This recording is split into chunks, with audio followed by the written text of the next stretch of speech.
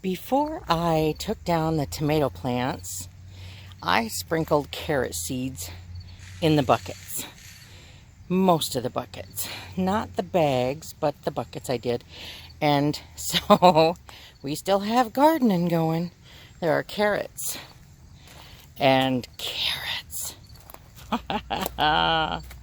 And carrots. I tell ya, I just can't seem to get away. I think I skipped these 2 rows. And carrots, we have weeds. We don't want weeds, we want carrots. But the carrots, rather than, nope, doesn't appear I got any going in that one. Maybe one little carrot in the back of that bucket. Rather than watering them from the bottom, I've been watering them from the top. Just every few days. If they don't get a sprinkle of rain, I've been giving them some water. You know, they aren't going to need that much. The water in these buckets is still pretty moist. Let's get that out of there. Anyhow, so despite the fact that I'm not out here every day, I'm not pruning, I'm not picking every day, you know, because the tomatoes are gone and the beans are gone and the bell peppers are gone. Most of the hot peppers. You know, I just took down the plants because I had enough. I had enough and they weren't doing a lot. See, but we're gonna have some carrots, you know. Not a big batch, but anything is better than nothing. I love carrots. So that's still going for gardening.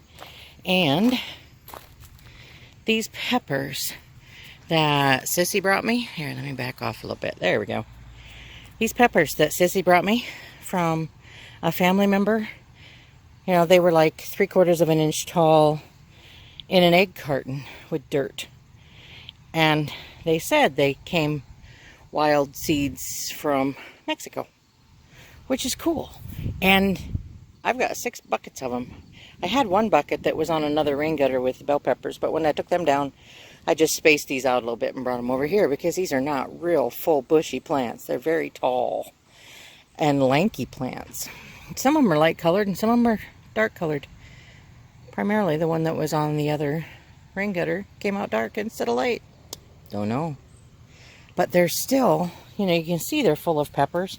And they kind of look like a wrinkly jalapeno. You know, they're kind of the same shape. But they're textured differently. They're not full and fat. And they're not really like a poblano. They're kind of dimpled.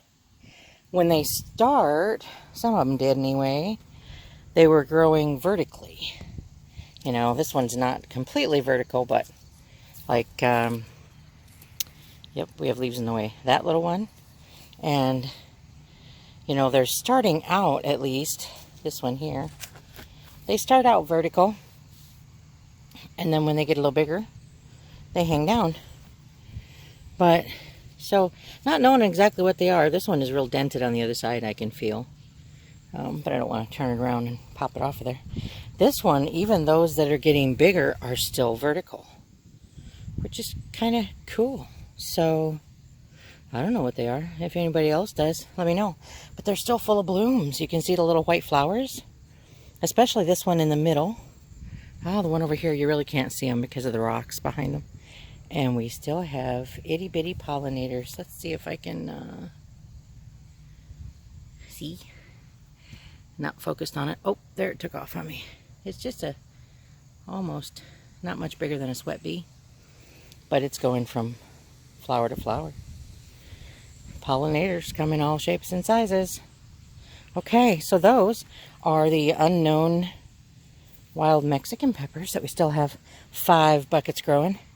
Everything else, most of these, the poblanos and serranos and stuff, they've kind of given up the ghost. You know, I just chopped them off when they were still green. But they're throwing on more leaves. It's like, no, we're done, we're done, we're done. All these bell peppers. You know, I chopped them off and they're like, no, wait, we weren't done yet. It's like, you know, your rain gutter's dry. I know there's still moisture in your bucket, but for heaven's sakes, give it up. But, oh my goodness. This Peking pepper and all these habaneros, you can probably see the orange ones hanging on the plants. I have a popcorn bowl. I mean, you know, like a large mixing bowl full of ripe habanero. And I can tell I've probably got another dozen at least today to pick. Some of them have gotten so big they just blow my mind. I mean, the size of these for habaneros, last year they were tiny. And these I grew from seeds that I saved last year. You know? But they just get bright orange and beautiful, and they will burn your tongue off if you're not careful. And, you know, Roger and April stopped by last night when they were out walking the dogs. I'm like, you know, I sure wish you'd take some of these peppers home, Raj, because I don't know. I'm going to dehydrate them. I have that bowl full. I'm going to get my dehydrator fired up today. And I will take the seeds out before I throw them in the dehydrator. You know, because that's just gorgeous, ripe habanero pepper. Anyhow, and these little Peking poopers, I pick a handful every time I come out. And they're just like more peppers than there are leaves on that plant. It's just cuckoo mungo. And it's putting out new little blooms again, I can see. So those are supposed to kind of dehydrate themselves. You just put them in a bowl in the refrigerator and they're supposed to dry up nice. So we'll be grinding them up too. Probably seeds included. And that won't be... That'll be like Hot Pink Plus. We'll use those sparingly.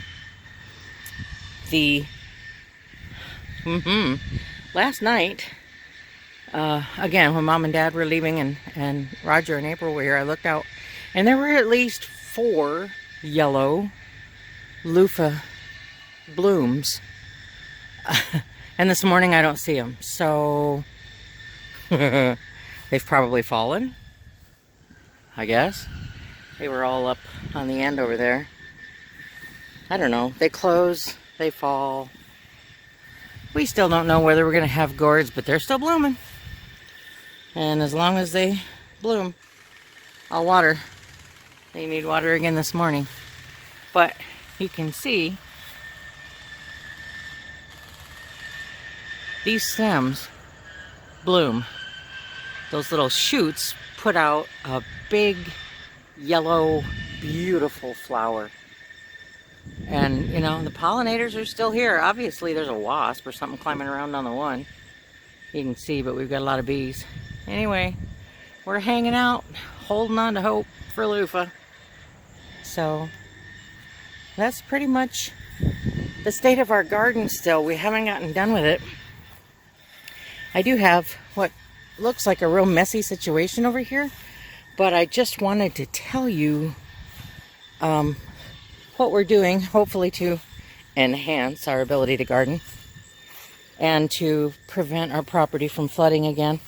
Because right here, this is the lowest spot in all of our property from end to end, you know, on the other side of the house, the north side of the house.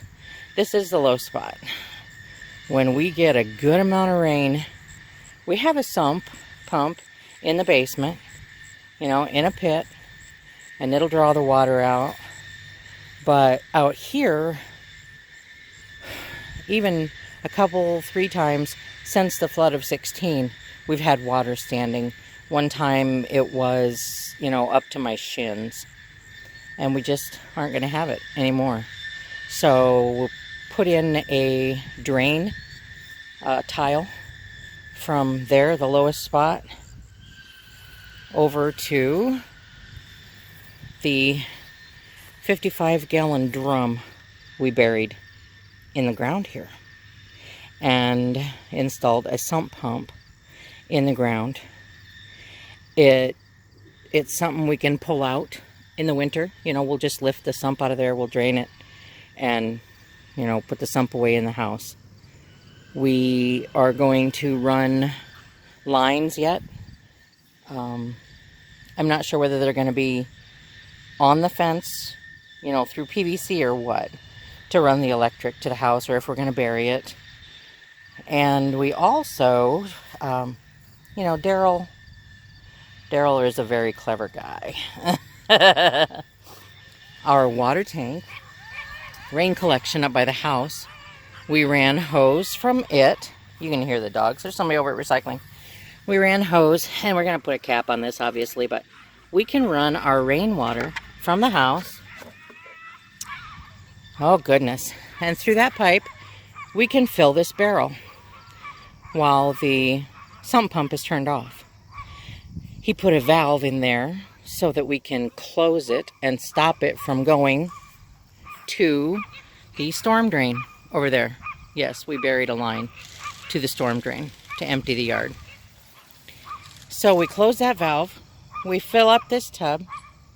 Hang on just a second. See how dry. Oh, okay. We got to go this way.